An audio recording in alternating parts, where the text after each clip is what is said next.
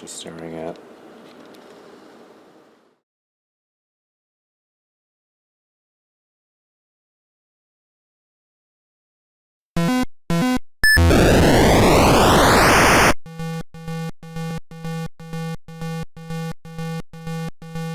This wonderful piece of electronic video, what's the opposite word of tat, we'll put it in later, that you see before you is a little game called Beamrider.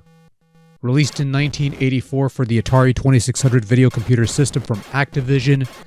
Released during the Dark Times. Released during the Empire. Wait, hold on, that's the wrong script. Okay, whatever, fuck. We'll deal with that later. Anyways, Beamrider places you in control of a little ship that comes equipped with two weapons, a standard blaster to blow up some enemy targets, and a limited number of torpedoes to take down heavier targets. And the main idea behind Beamrider is that you have to destroy 15 enemy saucers while avoiding their attacks. Doing so will draw out the mothership that you'll have to destroy using your torpedoes. And while it only takes one torpedo to take down a mothership, you only have 3 torpedoes, and you're not exactly given a clean shot at her. So if the mothership gets away, well, no worries, you move on to the next sector. However, if you manage to destroy the mothership, you get some bonus points before moving on to the next sector, where more hazards are introduced to impede your progress, and the story continues. I often hear Beamrider often described as a flat version of Tempest, which fits as a descriptor since everything is spaced around a grid, and you're basically hopping between these 5 lanes here.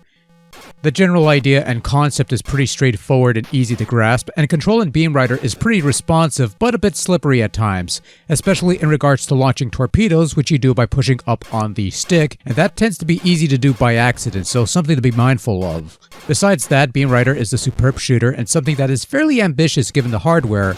The gameplay is pretty solid, the challenge is definitely up there, especially when you set the difficulty to hard with the switches, where things get a bit more intense.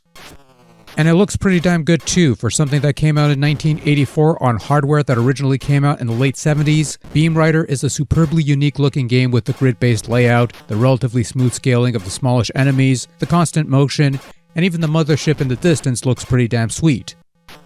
I can also appreciate the sound design here. The constant pulsing sound adds a bit of tension to the proceedings while complemented with a combination of high-quality Atari stock explosions, some ear-grinding screeching noises, and one of the most purposefully depressing death wails in all of Atari land. There's not much else to say about this one.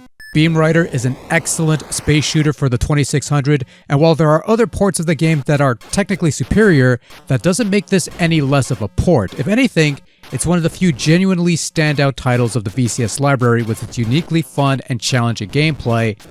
A worthwhile addition to any 2600 library, and if you ever get a chance to play this one, go for it.